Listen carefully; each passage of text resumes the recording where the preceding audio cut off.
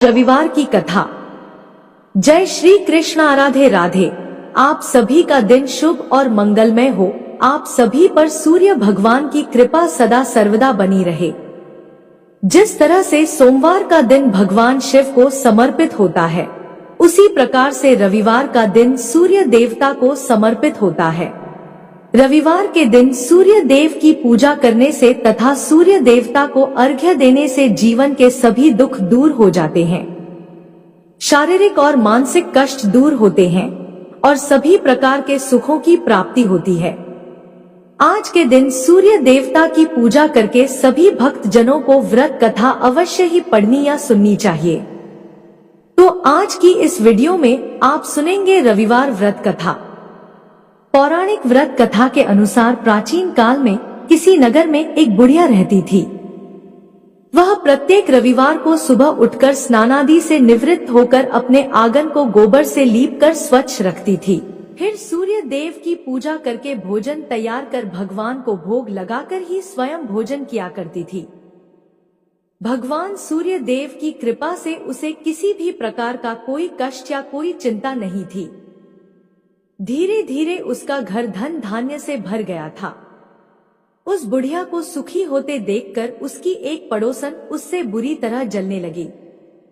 बुढ़िया ने कोई गाय तो पाल नहीं रखी थी, इसलिए रविवार के दिन घर लीपने के लिए वह अपनी पड़ोसन के आंगन में बंधी हुई गाय का गोबर लाया करती थी। पड़ोसन ने कुछ सोचकर एक दिन अपनी गाय को घर के अंदर बांध दिया। अगले दिन रविवार था और गोबर नहीं पाने के कारण उस दिन बुढ़िया ने सूर्य भगवान को भोग भी नहीं लगाया। जब भोग नहीं लगाया तो उस दिन उसने स्वयं भी भोजन नहीं किया। इस प्रकार सूर्यास्त होने पर वह बुढ़िया भूखी प्यासी ही सो गई। उसने इस तरह से निराहार व्रत रख लिया। रात में सूर्य भगवान ने उसे स्वप्न में दर्शन दिए और व्रत न करने और उन्हें भोग न लगाने का कारण पूछा। तब बुढ़िया ने बहुत ही विनीत स्वर में पड़ोसन के द्वारा घर के अंदर गाय बांधने और गोबर न मिल पाने की बात कही।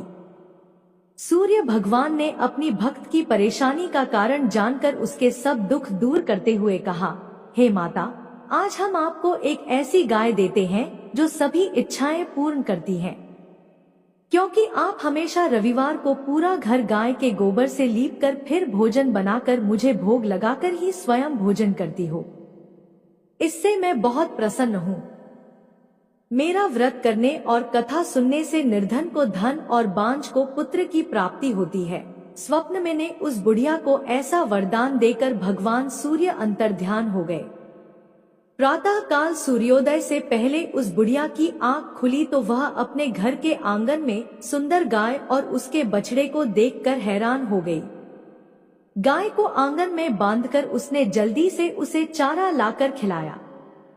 पड़ोसन ने उस बुढ़िया के आंगन में बंधी सुंदर गाय और बछड़े को देखा, तब तो वह उससे और अधिक जलने लगी। तभी गाय ने सोने का गोबर कर दिया। गोबर को देखते ही पड़ोसन की आंखें खुली की खुली रह गई। पड़ोसन ने उस बुढ़िया को आसपास न पाकर तुरंत उस सोने के गोबर को उठा लिया और अपने घर ले गई और अपनी गाय का साधारण गोबर वहां रख दिया। सोने के गोबर से पड़ोसन कुछ ही दिनों में धनवान हो गई। वह चुपके चुपके बुढ़िया के घर से गोबर ले आया करती और अपनी गाय का साधारण गोबर उसकी जगह पर रख दिया करती। बुढ़िया को इस बात की कोई खबर ही नहीं थी। गाय प्रतिदिन सूर्योदय से पहले सोने का गोबर किया करती थी और बुढ़िया के उठने से पहले ही वह चालाक पड़ोसन उस गोबर को उठाकर ले जाती थी। बहुत दिनों तक तो बुढ़िया को सोने के गोबर के बारे में कुछ भी पता नहीं चला। बुढ़िया पहले की तरह हर रविवार को सूर्य भगवान का व्रत करती रही और कथा सुनती रही। लेकिन सूर्य भगवान ने जब पड़ोसन की इस चालाकी को देखा, तब एक दिन उन्होंने बड़ी तेज की आंधी चलाई। आंधी का प्रकोप देखकर बुढ़िया ने गाय को घर के भीतर बांध दिया। सुबह उठकर बुढ़िया ने सोने का गोबर पड़ा हुआ देखा तो उसे बड़ा आश्चर्य हुआ। उस दिन के बाद बुढ़िया अपनी गाय को घर के भीतर ही बांधने लगी। सोने के गोबर से वह बुढ़िया कुछ ही दिनों में बहुत धनवान हो गई। उस बुढ़िया के धनवान होने से वह पड़ोसन बुरी तरह जलकर राख हो गई। जब उसे सोने के गोबर पाने का कोई रास्ता नहीं सूझा, तब वह राजा के दरबार में पहुंची। राजा को सारी बात बताई। राजा को जब बुढ़िया के पास सोने की गोबर देने वाली गाय के बारे में पता चला, तब उसने अपने सैनिक भेजकर बुढ़िया की गाय लाने का आदेश दिया। सैनिक उस बुढ़िया के घर पहुंचे। उस समय बुढ़िया सूर्य भगवान को भोग लगाकर स्वयं भोजन ग्रहण करने ही वाली थी कि राजा के सैनिकों ने गाय को खोला और अपने साथ महल की ओर ले चले। बुढ़िया ने सैनिकों से गाय को न ले जाने की बहुत प्रार्थना की, बहुत रोई, चिल्लाई, लेकिन राजा के सैनिक नहीं माने। गाय के चले जाने से बुढ़िया को बहुत दुख हुआ। उस दिन मारे दुख के उसने कुछ भी नहीं खाया और सारी रात सूर्य भगवान से गाय को पुनः प्राप्त करने की प्रार्थना करने लगी। दूसरी ओर राजा को गाय को देखकर बहुत खुशी हुई, लेकिन अगले दिन जैसे ही सुबह राजा उठा, सारा महल गोबर से भरा हुआ देखकर घबरा गया। उसी रात सूर्य भगवान उसके सपने में आए और बोले, राजन, यह गाय उस बुढ़िया को लौटा देने में ही तुम्हारा भला होगा। रविवार के व्रत से प्रसन्न होकर ही उसे मैंने यह गाय भेंट स्वरूप दी है। सुबह होते ही राजा ने उस बुढ़िया को महल में बुलाकर बहुत से धन के साथ सम्मान सहित गाय लौटा दी और अपनी इस गलती के लिए क्षमा भी मांगी।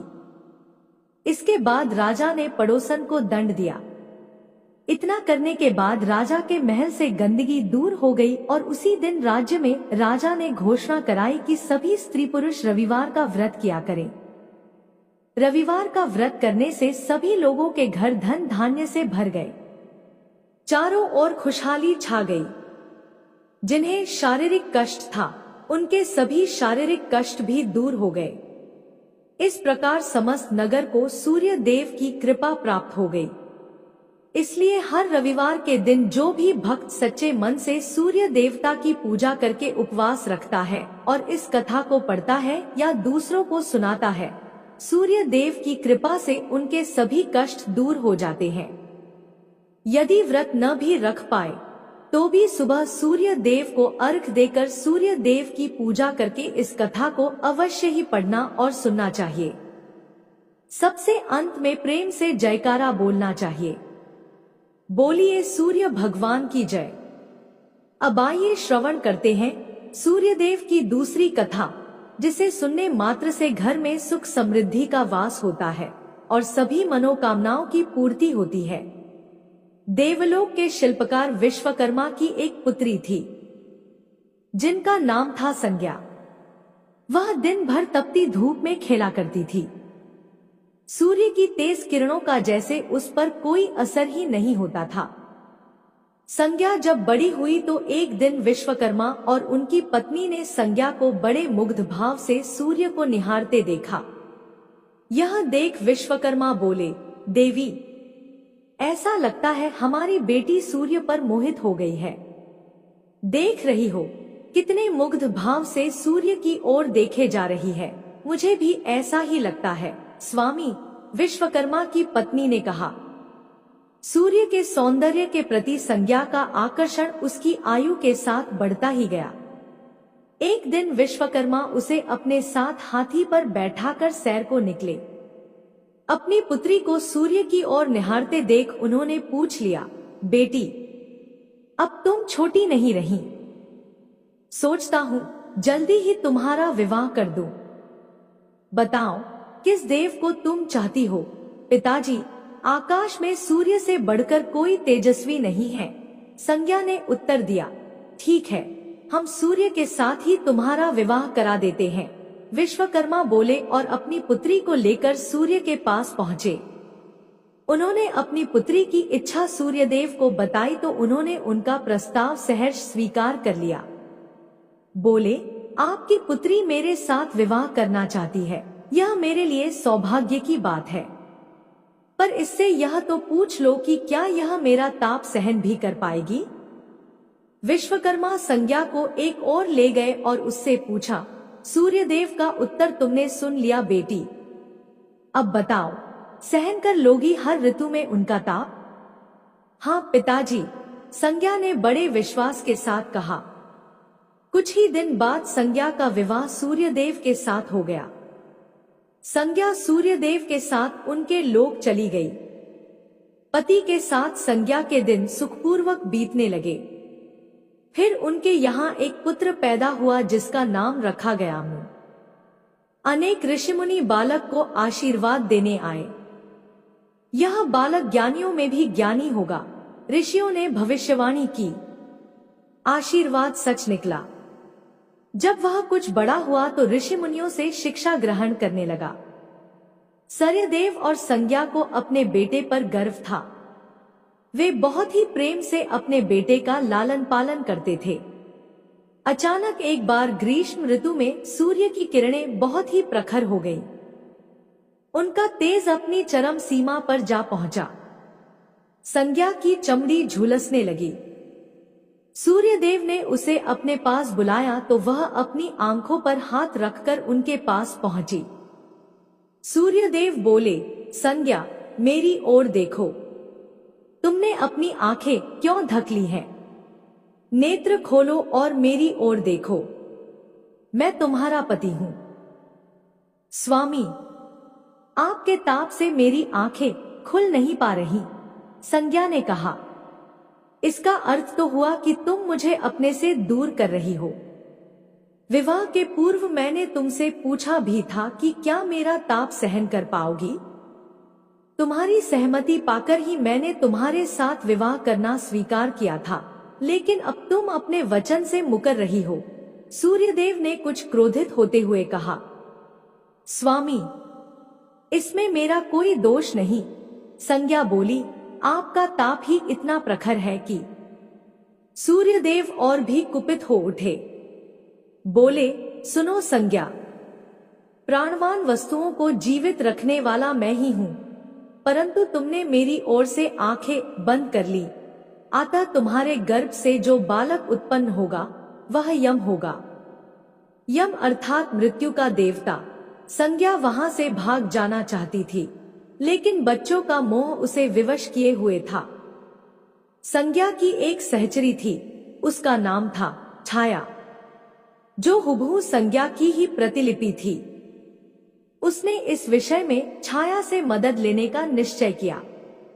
उसने छाया को बुलाया और अपनी समस्या बताई। सुनकर छाया बोली, मुझे क्या करना होगा? तुम संज्ञा बनकर मेरे पति के पास जाओ और उनकी पत्नी और मेरे बच्चों की मां बनकर वहीं रहो, संज्ञा ने कहा। उन्होंने मुझसे पूछताछ की तो कहना, मैं संज्ञा हूं, भेद मत खोलना। यह सब मैं करूंगी, लेकिन मेरी एक शर्त है। सूर्यदेव कभी मुझ पर बिगड़े या शाप देने लगे तो मैं सारा भेद खोल दूंगी, छाया ने कहा। ठीक है छाया, अब जाओ और मेरे बच्चों को संभालो। तुमने मुझे बहुत ही कठिन काम सौंपा है, संज्ञा।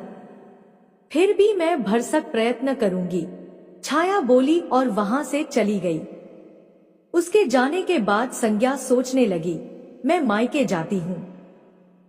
मां और पिताजी मुझे देखकर प्रसन्न होंगे। मैं कुछ समय वहां रहूंगी, परंतु पिताजी कहेंगे, स्त्री की शोभा पति के घर रहने में ही है। ऐसे ही विचारों में उलझी वह मायके को चल पड़ी।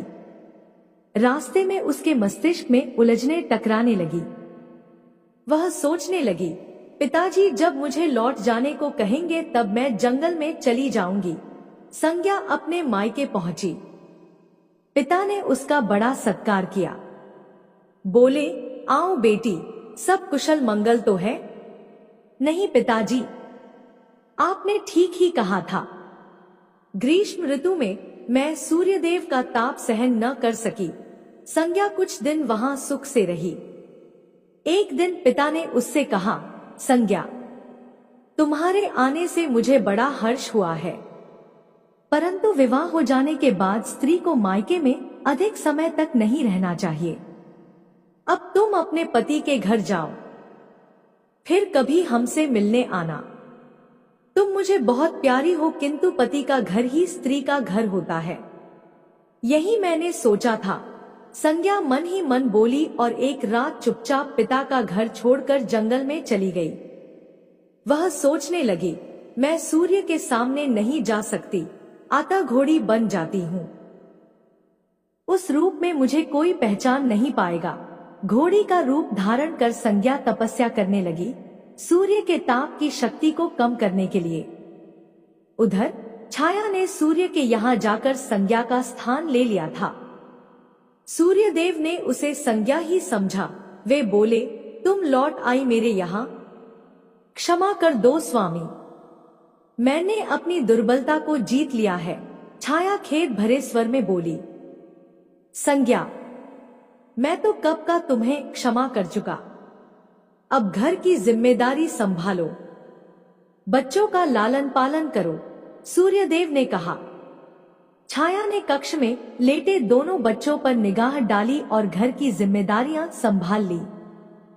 छाया इस घर में सुखी थी। वह प्रायः सोचा करती, बेचारी संज्ञा, कितना अच्छा घर त्यागना पड़ा उसे, क्या वह कभी नहीं लौटेगी। समय पाकर छाया को एक पुत्र हुआ। पुत्र पैदा होने के बाद वह कुछ चिंतित रहने लगी। मुझे यह नहीं भूलना चाहिए कि मैं संज्ञा की छाया ही हूँ। छाया ने एक पुत्र और पुत्री को जन्म दिया। अब छाया का व्यवहार बदलने लगा।